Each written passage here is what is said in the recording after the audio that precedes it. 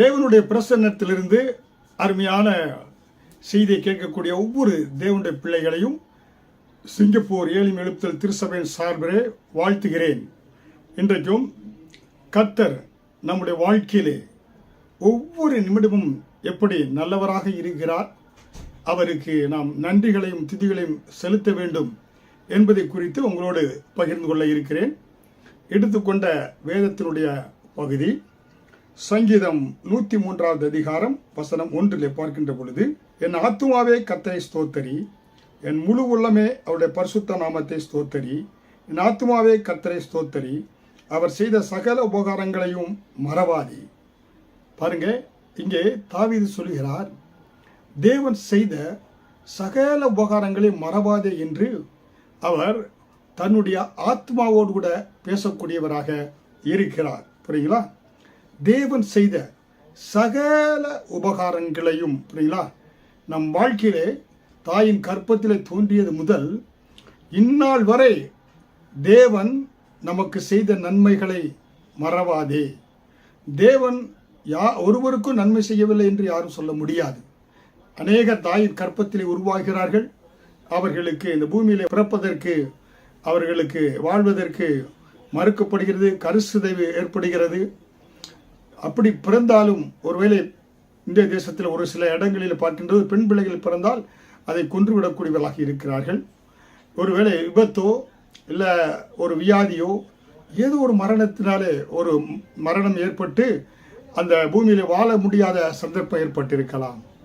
ஆனால் அதை எல்லாவற்றையும் தாண்டி ஒவ்வொருவரும் 1 வயது குழந்தையாக இருந்தாலும் இல்லை 10 வயது குழந்தையாக இருந்தாலும் 40, 50, 70, 100 இப்படி வயது உள்ளவராக இருந்தாலும் ஒவ்வொருவருக்கும் கர்த்தர் நன்மைகளை செய்திருக்கிறார். யாரும் தேவன் எனக்கு நன்மை செய்யவில்லை என்று சொல்ல முடியாது. அதனால்தான் தேவனுடைய பிள்ளைகளுக்கு ஒரு நன்றியுள்ள இருதயம் தேவையாக இருக்கிறது. எப்பொழுதும் கர்த்தருக்கு அதிகாலை எழுந்தால், ஆண்டவரே ஒரு புதிய நாளை காண எனக்கு கிருபை பாராட்டினீரே என்று சொல்லி அவரை நாம் என்ன செய்ய வேண்டும்? துதிக்க வேண்டும், ஸ்தோத்திரம் செய்ய வேண்டும், நன்றி செலுத்த வேண்டும்.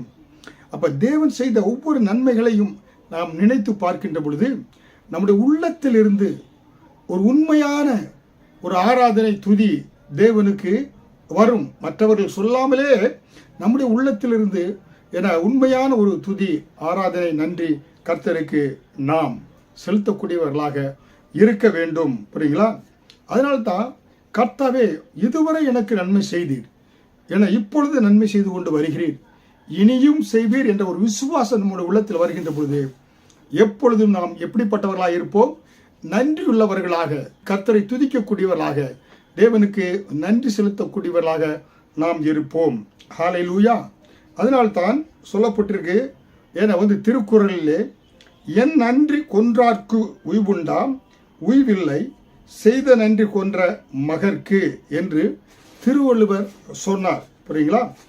தாயின் வயிற்றிலே தோன்றிய முதற்கொண்டு இம்மட்டும் ஆண்டவர் நம்மை பாதுகாத்து நடத்தி, எப்படி கண்ணின் கண்மணி போல பாதுகாத்து ஆசீர்வதித்து ஆண்டவர் பராமரித்து பாதுகாத்து நம்மை நடத்தி கொண்டு வருகிறாரே, அதற்கு நன்றி செலுத்த வேண்டும். அதனால்தான் தாவீது சொல்கிறார், தன்னுடைய ஆத்மாவை பார்த்து என்ன சொல்கிறார்? என் ஆத்மாவே கர்த்தரை ஸ்தோத்திரி, என் முழு உள்ளமே பரிசுத்த நாமத்தை ஸ்தோத்திரி, என் ஆத்மாவே கர்த்தரை ஸ்தோத்திரி, அவர் செய்த சகல உபகாரங்களையும் மறவாதி. பாருங்க, தாவீது அந்த குடும்பத்தில் 8 பிள்ளைல கடைசி பிள்ளை. அவன் மற்றவர்கள்லாம் சகோதரர்கள் வீட்டில் இருந்தாங்க. இவன் காட்டிலே ஆடு மேய்க்கக்கூடிய ஒரு சிறுவனாக இருந்தான். காட்டிலே இவன் ஆடுகளை மேய்ப்பான். இவனோடு பக்கத்தில் பேசுவதற்கு அங்கே யாருக்கும் கிடையாது. இவன் ஒரு தன்னை ஒரு ஆடாக நினைத்து, தேவனை என ஒரு மேய்ப்பனாக நினைத்து இவன் என்ன செய்கிறான்? அங்கே என்ன பாடல்கள் எழுதுகிறான், சங்கீதங்களை ஏற்றுகிறான். அப்படிப்பட்ட தாவீது அங்கே பேசுவதற்கு, இவனுக்கு மற்றவர்களை பேசுவதற்கு யாரும் இல்லாதனாலே அவன் என்ன செய்கிறான்? தன் ஆத்மாவோடு பேசுகிறான். இந்த வனாந்தரத்திலே என்ன செய்கிறான்? தன் ஆத்மாவோடு அவன் பேசக்கூடியவராக இருக்கிறான். ஒருவேளை மற்றவர்களிடத்துல சொன்னா கூட, மனைவியோ பிள்ளைகளோ மற்ற யார்கிட்ட சொன்னா கூட மறந்துடுவாங்க. அவன் தன்னுடைய உள்ளத்தோடு ஆத்மாவோடு கூட பேசுகிறான். தேவன் செய்த நன்மைகளை, தேவன் செய்த ஒவ்வொரு காரியத்தை நினைத்து அவன் என்ன செய்கிறான்? தேவனுக்கு நன்றி சொல்லக்கூடியவனாக இருக்கிறான். தாவீது பார்த்தீங்கன்னாக்க, ஒன்று தன்னோடு கூட தன் ஆத்மாவோடு பேசுகிறான், இரண்டாவது தேவனோடு அவன் பேசுகிறான். புரியுங்களா? அதுதான் அவன் வாழ்க்கைக்கு முன்னேற்றத்துக்கு காரணம். நம்முடைய வாழ்க்கையில் ஒரு சின்ன காரியம் எதுனாலும் என்ன மற்றவர்களிடத்தில் நம்ம குறை சொல்கிறோம், ஆண்டவரை பற்றி குறை சொல்கிறோம். கர்த்தர் எனக்கு தீமைகளை கொடுக்கிறாரு, பட்ட காலில் படுகிறது என்று சொல்லி எப்பொழுதும் குறை சொல்லுவர்களாய் நாம் இருந்து தேவனுக்கு நன்றி சொல்லாதபடி, இம்மட்டு பாதுகாத்தாரே, விபத்திற்கு வியாதிகளுக்கு பாதுகாத்தாரே என்ற ஒரு எண்ணம் இல்லாதபடி. அதனால தான் பாருங்க, நன்றி சொல்லக்கூடியவர்களுக்கு எப்பொழுதும் தேவ பிரசன்னம், நன்மை நடக்கும், ஆண்டவருடைய பிரசன்னத்தில் இருப்பாங்க, தீய வழியில் செல்ல மாட்டாங்க. சொன்னார், அவருடைய வாலிபர்கள் கூட்டத்தில் அவர் பிரசங்கம் பண்ணினார். சொல்கின்ற பொழுது, கர்த்தருக்கு நம்ம நன்றி செலுத்துகின்ற பொழுது நம்முடைய வியாதிகளே குணமாகிறதாம். புரியுங்களா? ஆண்டவர் நமக்கு அழிவுக்கு மீட்டு நம்முடைய வியாதிகளை குணமாக்கக்கூடியவராக இருக்கிறாரா? ஏன்னா தேவ பிரசன்னத்துக்குள்ளே நம்ம இருக்கிறோம், தேவனுடைய அந்த அன்புக்குள்ளே இருக்கிறோம், தேவ மகிமை நம்மை சூழ்ந்து கொள்ளக்கூடியதாக இருக்கிறது. அப்போ தேவ பிரசன்னத்தில், தேவ மகிமையில் நீங்கள் சூழ்ந்து கொள்கின்ற பொழுது நாங்கள் வியாதிக்கோ, பிசாசுக்கோ, பிரச்சனைகளுக்கோ, மனக்குழப்பத்திற்கோ அங்கே இடம் கிடையாது.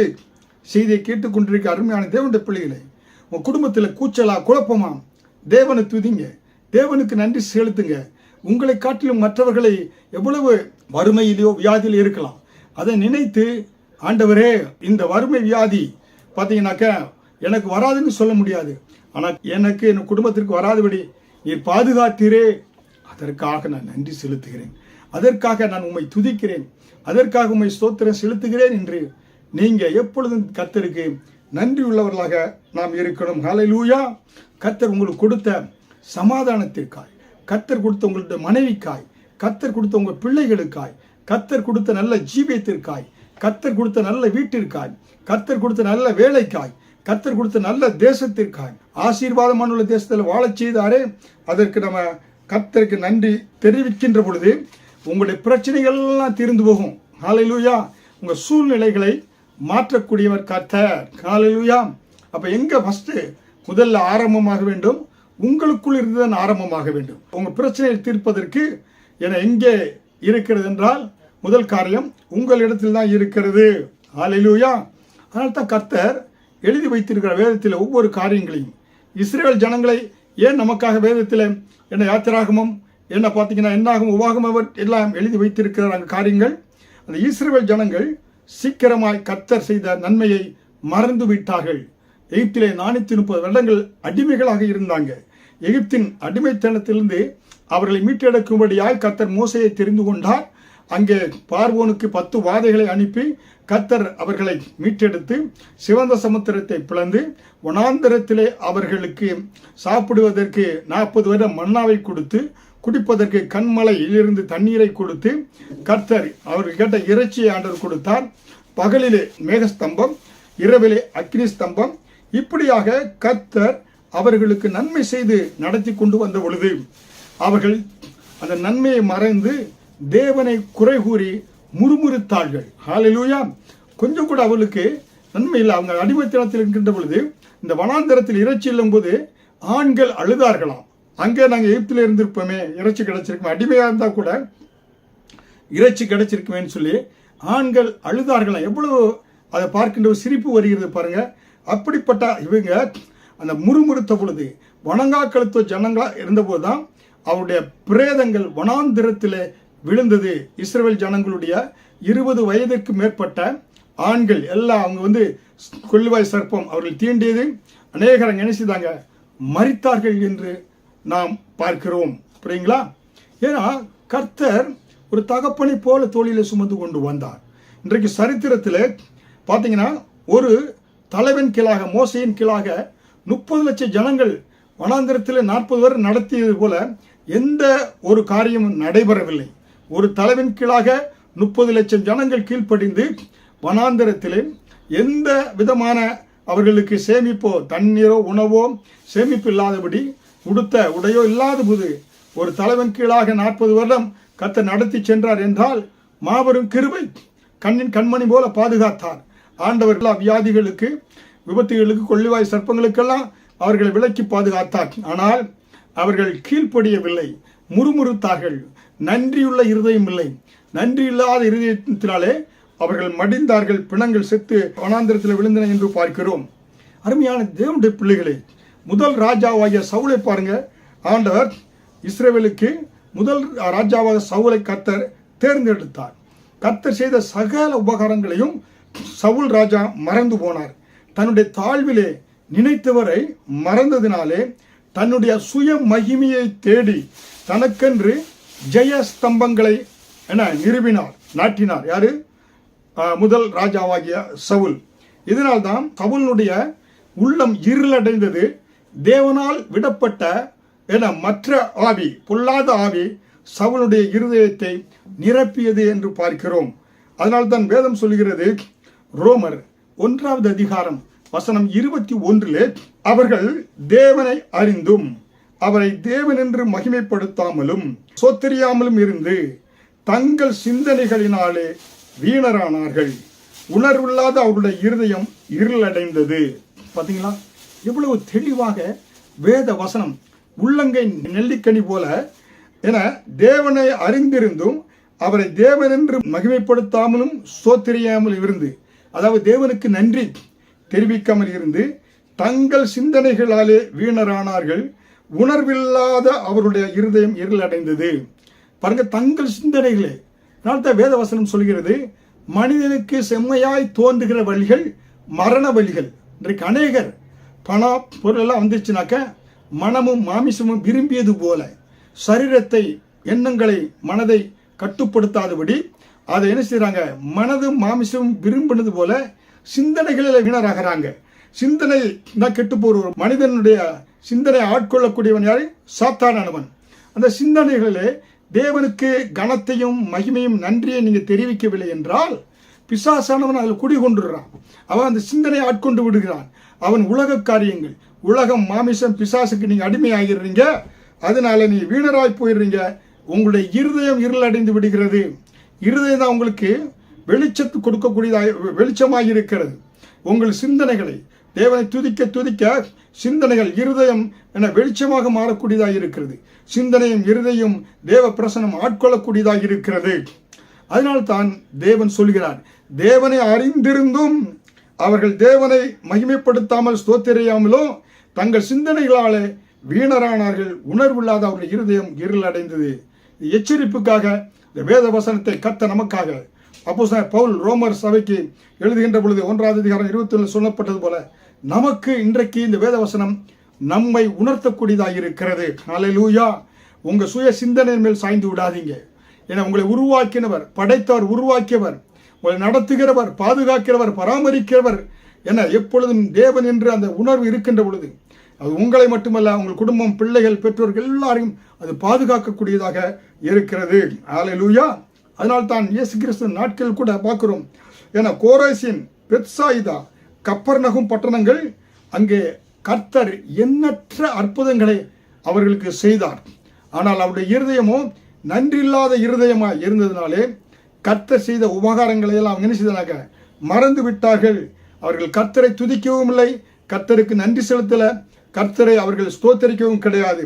அதனால்தான் இன்றைக்கும் அந்த பட்டணங்கள் பாழையடைந்த பட்டணங்களாக தரைமட்டமாய் கோரேசின், பெத்சாயிதா, கப்பர்நகும் பட்டணங்கள் பாழாய் கிடக்கிற பட்டணங்களாய் அது தரைமட்டமாய் கிடக்கக்கூடியதாக இருக்கிறது. கர்த்தர் அங்கே செய்த அநேக அற்புதங்களை அவர்கள் மறந்தார்கள்.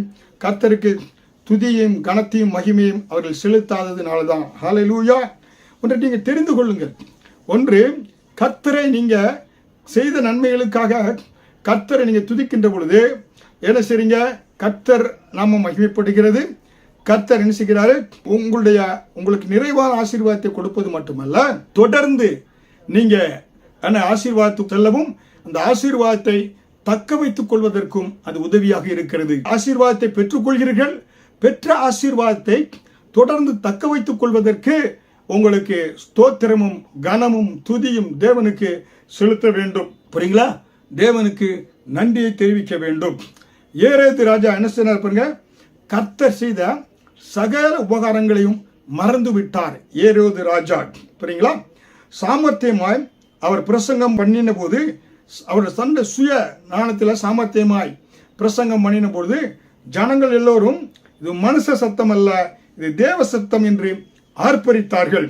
அது தேவனுக்கு மகிமை செலுத்தாதபடியினாலே உடனே கர்த்தருடைய தூதன் அவனை அடித்தான், அவன் புழுகுழுத்து இறந்தான், ஏரோது ராஜா இறந்தான் என்று அப்போஸ்தலர் 12வது அதிகாரம் வசனம் 22, 23 நாம் பார்க்கலாம். அல்லேலூயா. கர்த்தர் செய்த நன்மைகளை மறந்ததினாலே, கர்த்தர் செய்த அந்த உபகாரங்கள் எல்லாம் மறந்து தன்னுடைய பெருமைக்கென்று அந்த பிரசங்கம் தன்னுடைய காரியம் என்று நினைத்து பண்ணதினால்தான் தேவன் என்ன செய்தாரு? தேவனுக்கு மகிமை செலுத்தாததினால்தான் கர்த்தருடைய தூதன் அவனை அடித்தான், அவன் புழுகுழுத்து இறந்தான் என்று வேதவசனம் சொல்லுகிறது. ஹல்லேலூயா. அதே போல பழைய ஏற்பாட்டில் பார்க்கின்ற பொழுது நேபுகாத்நேசர் கர்த்தர் செய்த எல்லா காரியங்களையும் மறந்து தன்னை பொன்னான தலையாக்கி ஒரு சிலையை உருவாக்கி பொன்னினால் செய்து அதை உயர்த்தி ராஜாவாக என்ன செய்தான்? அது உயர்த்தினான். உயர்த்தினது மட்டுமல்ல, ராஜாவாக மேன்மைப்படுத்தி கர்த்தரை மகிமைப்படுத்தது விட்டுவிட்டு தன்னை மேன்மைப்படுத்தினான் நேபுகாத்நேசர். புரியுங்களா? அதனாலே என்ன சொன்னான் நேபுகாத்நேசர்? என் மகிமை பிரசாபத்துக்கென்று ராஜ்யத்துக்கு அரண்மனையாக நான் கட்டின மகா பாபிலோன் அல்லவா என்று சொன்ன பொழுது, நேபுகாத்நேசர் இருதயத்தில் மேட்டுமை வந்து நான் கட்டின மகா பாபிலோன் அல்லவா என்று தனக்கு மகிமையை அவன் சொன்ன பொழுது கர்த்தர் அவனை மனுஷனின்று தள்ளி மிருகத்தை போல ஆக்கினார். அவன் புத்தி சுவாதீனமற்றவனாய் காட்டு மிருகங்களோடு சஞ்சரித்தான், மாடுகளைப் போல புல்லை மேய்த்தான். எப்பொழுதும் கர்த்தருடைய தேவனுடைய பிள்ளைகள், தேவனுடைய கிருபையை உணர்ந்த பிள்ளைகள், தேவனிடத்து ஆசீர்வாதத்தை பெற்றுக்கொண்ட பிள்ளைகளாக இருந்தாலும் அரசனாக இருந்தாலும் அவர்கள் கர்த்தருக்கு தான் முதல்ல மகிமையை செலுத்த வேண்டும். மத்திய 6வது அதிகாரம் 33 சொல்லப்பட்டது போல முதலாவது தேவனுடைய ராஜ்யத்தை தேடுங்கள், அப்பொழுது இவைகளெல்லாம் உங்களுக்கு கூட கொடுக்கப்படும் என்று சொன்னப்பட்டது போல. அதனால முதலாவது தேவனுடைய ராஜ்யத்தை, அவர் நீதியை தேடுகின்ற பொழுது சகலம் உங்களுக்கு கூட கொடுக்கப்படும். புரியுங்களா? அப்ப இந்த ராஜா என்ன பண்ணாரு? தன்னுடைய மேன்மை மகிமை என தன்னுடைய பெருமைக்காக இந்த சிலையை உருவாக்கினேன் என்று சொன்ன பொழுதுதான் அவன் மிருகத்தை போல அடிக்கப்பட்டு மாடுகளைப் போல என புல்களை மேய்ந்தான் என்று பார்க்கிறோம். ஹல்லேலூயா. அதனால் தான் அருமையான தேவனுடைய பிள்ளைகளை சற்று சிந்தித்து பாருங்க. ஒவ்வொரு நிமிடமும் உங்க வாழ்க்கையில வருடத்தின் கடைசி மாசத்துக்குள்ளாக வந்திருக்கிறோம். 2023 கடைசி மாசத்திற்குள்ளாக சற்று நீங்க சிந்தித்து பாருங்க. தாவீதை போல கர்த்தர் செய்த ஒவ்வொரு சகல உபகாரங்களையும் மறவாமல் இருங்க. உங்க உள்ளத்தோடு பேசுங்க, ஆவியோட ஆத்மாவோடு உள்ளத்தோடு நீங்க பேசுங்க. அதனால் தான் எபிரேயர் 3வது அதிகாரம் வசனம் 12 சகோதரரே, ஜீவனுள்ள தேவனை விட்டு விலகுவதற்கு ஏதுவான அவிசுவாசமுள்ள பொல்லாத இருதயம் உங்களில் ஒருவனுக்குள்ளும் இராதபடிக்கு நீங்கள் எச்சரிக்கையாக இருங்கள். பாருங்க, வேத வசனம் தெளிவாக எபிரேய நிருபத்தை எழுதி ஆக்கியோர் சொல்கிறார். பாருங்க, சகோதரரே சகோதரியே எடுத்துக்கொள்ளலாம். ஜீவனுள்ள தேவனை விட்டு விலகுவதற்கு ஏதுவான அவிசுவாசமுள்ள பொல்லாத இருதயம் உங்களில் ஒருவனுக்குள்ளும், தேவனை விட்டு விலகாத அவிசுவாச இருதயம் உங்களுக்குள் இருக்கணும், இராதபடிக்கு நீங்கள் எச்சரிக்கையா இருக்க வேண்டும். வேதவசனம் சொல்றது எச்சரிக்கை. எதில் எச்சரிக்கையா இருக்கணும்? விக்கிரங்க வழிபடுதல் எச்சரிக்கையான விக்கிரங்களை விட்டு விலக வேண்டும். அதே போல தேவனுக்கு நன்மை செய்வதிலே நீங்க எப்பொழுது என்ன அந்த காரியத்தில் நன்மை செய்யாமல் என இருந்து விடாதீர்கள் என்று வேதம் நமக்கு எச்சரிக்கை செய்யக்கூடியதாக இருக்கிறது. ஹல்லேலூயா. இன்றைக்கு அநேகர் பார்க்கிறோம், எல்லாம் என்னுடைய நாணத்தினாலே, எல்லாம் என்னுடைய திறமையினாலே, எல்லாம் என்னுடைய சம்பாத்தியத்தினாலே, எல்லாம் என்று சொல்லி தன்னை பெருமை பாராட்டி கொண்டு இருப்பார்கள். அநேகத்தை கேட்ட என்ன சொல்லுவாங்க? எனக்கு கடவுள் தேவையில்லை, நான் எனக்கு சொத்து இருக்கிறது, திறமை இருக்கு, வேலை இருக்கிறது, எல்லாம் இருக்கிறது என்று சொல்லி அவங்க என்ன செய்வாங்க? அவருடைய உள்ளம் இருளடைந்து போகிறது. எனக்கு கடவுள் தேவையில்லை என்று சொல்லக்கூடியவர்கள் அவருடைய உள்ளத்தை இருளடைய செய்து விடுகிறார்கள். அநேகர் சொல்லுவாங்க, நாங்கள் ஃப்ரீ திங்கர் சொல்லுவாங்க. ஏன்னா நாங்கள் கடவுளை நாங்கள் ஏற்றுக்கொள்வோம். ஃப்ரீ திங்கர் சொல்லக்கூடியவங்கலாம் ஃப்ரீயாக அவங்க நரகத்துக்கு போகக்கூடியவங்க. நரகத்துக்கு என்ன செய்வங்க? ஃப்ரீயாக போகக்கூடியவங்க தான் ஃப்ரீ திங்கர் என்று சொல்லக்கூடியவங்க. புரியுங்களா? அதனால இந்த உலகத்தில் ஒரே ஒரு தேவன், ஜீவனுள்ள தேவன், உங்களுக்காக ரத்தம் சிந்தினவர், அவர் இயேசு கிறிஸ்து ஒருவரே. புரியுங்களா? அதனால ஃப்ரீயா வந்து நாங்கள் ஃப்ரீ திங்கராக இருக்கிறோம் என்று சொல்லுவதனாலே அவங்க வாழ்க்கையில் என்ன உண்டாகிறது என்றால் அவங்க வாழ்க்கையில் எந்த நன்மையும் நன்மையை பெற்றுக்கொள்ள முடியாது. புரியுங்களா? அருமையான தேவனுடைய பிள்ளைகளே, உங்கள் வாழ்க்கையில் நீங்கள் என்ன செய்யணும்னாக்கா தேவனுடைய நன்மைகளை நீங்கள் பெற்றுக்கொள்ள வேண்டும். அருமையான தேவனுடைய பிள்ளைகளே, அதனால்தான் வேதவசனம் சொல்லுகிறது எபிரேயர் 3வது அதிகாரம் 12 சகோதரரே, ஜீவனுள்ள தேவனை விட்டு விலகுக்கு எதுவான அவிசுவாசம் உள்ள பொல்லாத இருதயம் உங்களில் ஒருவனுக்குள்ளும் இராதபடி நீங்கள் எச்சரிக்கையாக இருங்க. புரியுங்களா? இன்றைக்கு அநேக இந்த ஃப்ரீ திங்கர் சொல்லக்கூடியதுதான் டிப்ரெஷனில் அநேக வித புத்தி சுவாதீனம் இல்லாதபடி, அவங்க சரியாக சிந்திக்க முடியாதபடி, ஒரு வெற்றி வாழ்க்கை வாழ முடியாதபடி இருக்கிறாங்க. புரியுங்களா? அதனால தாங்க நீங்கள் ஜீவனுள்ள தெரிந்து கொள்வதற்கு முயற்சி எடுக்கணும். புரியுங்களா? அதாவது நெல் வேணும்னா கடினமாக உழைக்கணும், புல் வேணும்னா ஒன்றும் செய்ய வேண்டாம், தன்னாலே முளைக்கும். புரியுங்களா? அதனால தான் நீங்கள் பரலோகம் செல்ல வேணும்னா ஜீவனுள்ள தேவனை அறிந்து கொள்ள வேண்டும், கர்த்தரை அறிகிற அறிவிலே வளர வேண்டும். இந்த ஃப்ரீ திங்கர்லாம் சிந்திப்பது கிடையாது. அதனால தான் ஃப்ரீயாக இலவசமாக அவங்களுக்கு நரகவாசல் திறக்கப்பட்டிருக்கு. அங்கே அங்கே சென்று விடுவார்கள். புரியுங்களா? அதை ஒன்று தெரிந்து கொள்ளுங்க. இந்த ஃப்ரீ திங்கர் சொல்லக்கூடியவங்கள்ட்ட அவங்களை நினைத்து பரிதாபப்படுங்க. அவங்க பரலோகம் ஆண்டவரே மனக்கண்கள் திறக்கப்படட்டும், ஜீவனுள்ள தேவனை அறிந்து கொள்ள வேண்டும். அவர்களுக்காக ஃப்ரீயா இயேசு கிறிஸ்து பரலோகத்துக்கு வரும்படியாக ஆண்டவர் வாசலை திறந்து வைத்திருக்கிறார். தன் சொந்த ரத்தத்தை சிந்தி இலவசமான ரட்சிப்பு. புரியுங்களா? அதை அவர்கள் புறக்கணிக்கிறாங்க. அதனால நீங்க சொல்லுங்க, ஃப்ரீ திங்கர்லாம் சொல்லுங்க, உங்களுக்காக இலவசமாக ரட்சிப்பை ஆண்டவர் வைத்திருக்கிறார். நீங்க இதற்காக பணம் செலவழிக்க வேண்டியதில்லை. ஏன்னா நீங்க கால் கட்டிருந்து பாத யாத்திரை செல்ல வேண்டிய தேவையில்லை. உங்களுக்காக ரட்சிப்பை இயேசு கிறிஸ்து இலவசமாக கொடுத்திருக்கிறார். ஆசியாவிற்கு ஓசியாக கிடைத்த மேசியா என்று நம்ம சொல்கிறோம். ஹல்லேலூயா. அதனால அருமையான தேவனுடைய பிள்ளைகளே, வசனம் சொல்கிறது சங்கீதம் 19வது அதிகாரம் வசனம் 1 வானங்கள் தேவனுடைய மகிமையை வெளிப்படுத்துகிறது, ஆகாய விரிவு அவருடைய கரங்களின் கிரியை அறிவிக்கிறது. அதனாலே தேவனுடைய இந்த காரியங்களை பார்த்து கர்த்தர் எவ்வளவு விதவிதமாய் மரங்களை படைத்திருக்கிறார், கனிகளை கொடுக்கக்கூடிய செடிகளை படைத்திருக்கிறார், பூக்களை படைத்திருக்கிறார், வானத்தை படைத்திருக்கிறார், ஆறுகளை படைத்திருக்கிறார். எல்லாவற்றையும் மனிதனுக்காக மனுக்குலத்திற்காக ஆண்டவர் படைத்திருக்கிறார். இதை நினைத்து அவருக்கு நீங்க நன்றி சொல்லக்கூடியவர்களாக எப்பொழுது இருக்கணும். அதனால தாவீது சொல்கிறாரு, தேவனுடைய கர்த்தர் செய்த சகல உபகாரங்களையும் மறவாது. பாருங்க, ஒன்று என்ன சொல்கிறார் தாவீது பாருங்க. தாவீது தன்னுடைய வாழ்க்கையில சொன்ன சில முக்கியமான காரியங்களை குறித்து நம்ம இன்றைக்கு பார்க்க இருக்கிறோம். சங்கீதம் 25வது அதிகாரம் வசனம் 11, சங்கீதம் 31வது அதிகாரம் வசனம் 10, சங்கீதம் 32வது அதிகாரம் வசனம் 5 சொல்லப்பட்டது போல, கர்த்தாவே என் அக்கிரமம் பெரிது, உம்முடைய நாமத்தின் நிமித்தம் அதை மன்னித்தருளும். என் பிராணன் சஞ்சலத்தினாலும் என் வருஷங்கள் தவிப்பினாலும் கழிந்து போயிற்று. என் அக்கிரமத்தினாலே என் பலன் குறைந்து என் எலும்புகள் உலர்ந்து போயிற்று. நான் என் அக்கிரமத்தை மறைக்காமல் என் பாவத்தை உமக்கு அறிவித்தேன். என் மீறுதல்களை கர்த்தருக்கு அறிக்கையிடுவேன் என்றேன். தேவரீர் என் பாவத்தின் சந்தோஷத்தை மன்னித்தீர் என்று சொல்கிறார். பார்த்தீங்களா? தாவீது சொல்றாரு, பாவத்தை அக்கிரமத்தை ஆண்டவரே நீர் மன்னித்தீர், நான் பாவியப்பா, அதையெல்லாம் நீங்க மன்னித்தீர் என்று சொல்லி கர்த்தரை அவர் என்ன செய்கிறாரு? துதிக்கக்கூடியவராக இருக்கிறார். அல்லேலூயா. தாவீதினுடைய அக்கிரமம் என்ன? அக்கிரமத்தை மன்னித்தினால்தான் அவன் துதிக்கிறேன் சொல்கிறார். தாவீதுடைய அக்கிரமம் என்ன? அவர் யுத்த காலத்திலே ராஜா போர்க்களத்திலே நின்று யுத்தம் செய்ய வேண்டியவன் இங்கே சோம்பேறித்தனமாக அரண்மனையின் அங்கே மேலே உப்பரிகின் மேல் உலாவிக் கொண்டு அங்கே கீழே ஸ்நானம் பண்ணக்கூடிய குளித்து கொண்டிருந்த பத்சேபாளை பார்க்கிறார். பார்த்து அவள் என்ன செய்கிறார்? அவருடைய கணவனை என்ன செய்கிறாரு?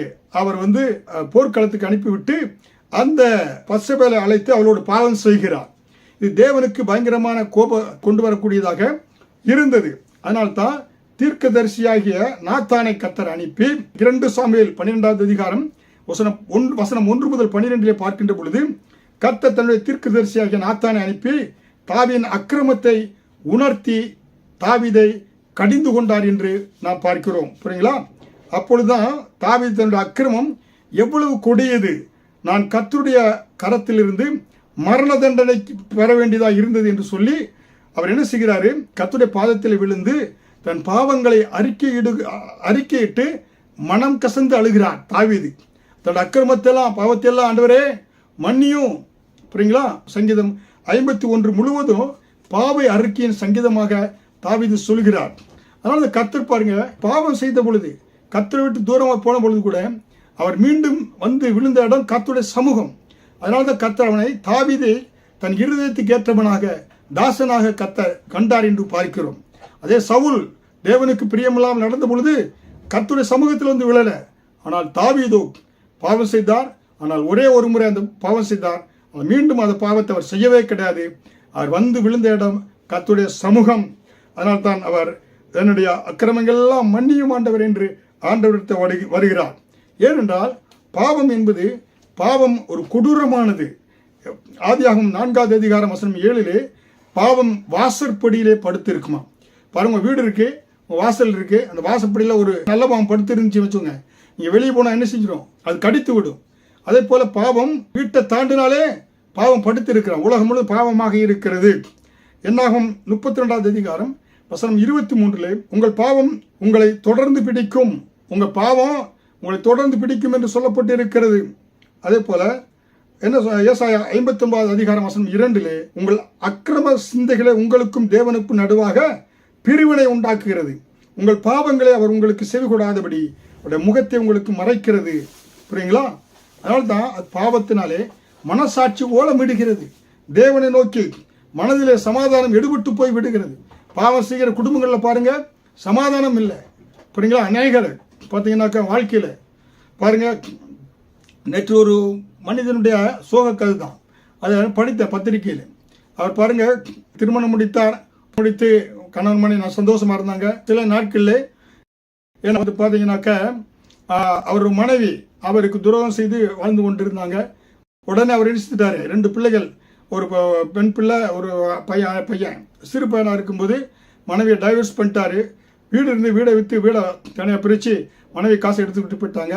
அந்த சிறு வயதில் அவர், அந்த வாழக்கூடிய வயதில் அந்த சிறு பிள்ளைகளை வைத்துக்கொண்டு அந்த சிறு பிள்ளைகளை கவனிக்கணும், வேலைக்கு செல்ல வேண்டும். மிகவும் உறவினர்கள் யாரும் உதவி இல்லை, மிகவும் கஷ்டப்பட்டு இப்படியாக அவர், ஏன்னா பிள்ளைகளை பார்க்கணும், வேலைக்கு போகணும், அந்த கஷ்டத்தில் மனைவி பிள்ளைகளை விட்டு போய்விட்டாங்க.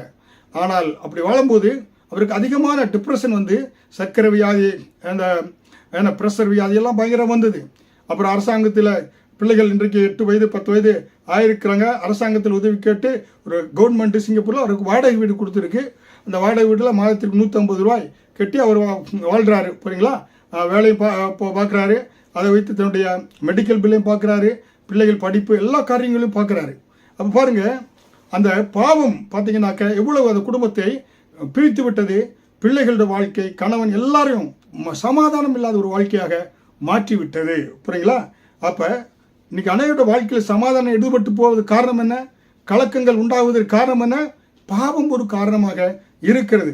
அதனால்தான் வேதவசனம் சொல்கிறது, அந்தரங்கத்தில் இருப்பதை கர்த்தர் வெளியரங்கமாக கொண்டு வருகிறார். அனைவரை நினைக்கிறாங்க, ஐயா நம்ம பாவம் செய்து யாருக்கு தெரியாது என்று. ஆனால் உங்களை உருவாக்கின உங்களை பார்த்து கொண்டே இருக்கிறார். கர்த்தர் உங்களை பாதுகாத்து கொண்டு இருக்கிறார். ஆனால் தான் மார்க் 4வது அதிகாரம் வசனம் 22 வெளியரங்கமாகாத அந்தரங்கமும் இல்லை, வெளிக்கு வராத மறைபொருளும் இல்லை என்று சொல்லப்பட்டு இருக்கிறது. ஹல்லேலூயா! கர்த்தருடைய பார்வைக்கு மறைத்து நீங்க எங்கேயும் போக முடியாதுங்க. அருமையான, நீ பாதாளத்துக்கு போனாலும் அவங்க பார்க்கிறாரு. புரியுங்களா? அருமையான தேவனுடைய பிள்ளைகளே, சற்று உணருங்க. ஏன்னா நீங்க மனசாட்சியை கல்லாக மாற்றிவிட்டு மனமும் மாமிசமும் போல வாழாதீங்க. அது பாவத்தின் சம்பளம் மரணம் தான். பாவம் செய்கிற ஆத்மா சாகவே சாக சொல்லப்பட்டிருக்கு. ஏன்னா எத்தனை பேர் 1000 மனைவிகளை கொண்ட சாலமோன் பாருங்க, கடைசியில் கர்த்தருடைய சமூகத்தை விட்டு வழி விலகி போனான். ஆண்டவர் சொன்னாரு, உன் தகப்பனாய தாவீதை போல நீ எனக்கு பிரியமா இல்லை என்று ஆண்டவர் சொன்னார். புரியுங்களா?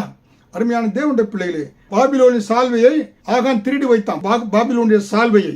அதனால ஒருவரும் பார்க்கவில்லை என்று நினைத்தான். ஆனால் சீட்டு போட்ட பொழுது அவனுக்கு வந்தது, கர்த்தர் அந்த பாவத்தை வெளியரங்கமாக்கினார். அது பாபிலோனி சால்வம், புறஜாதி சால்வம். அதை வைக்கக்கூடாது இஸ்ரவேல் ஜனங்கள்.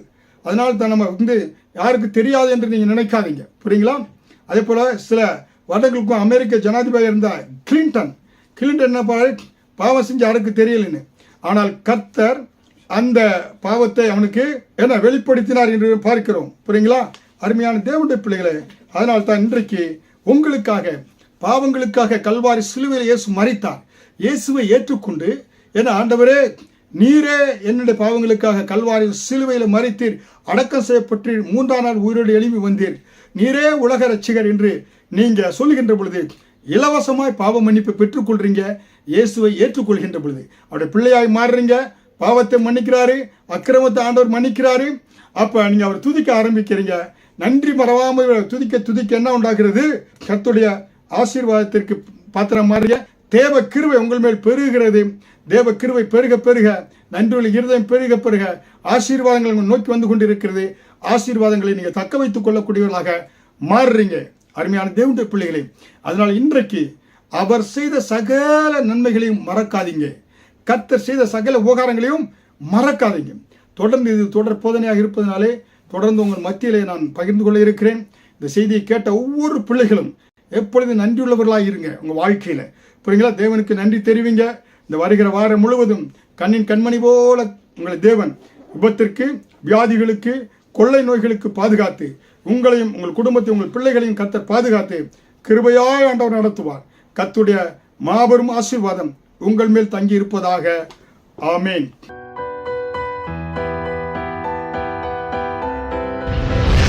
கர்த்தர் உங்களை ஆசீர்வதிப்பாராக.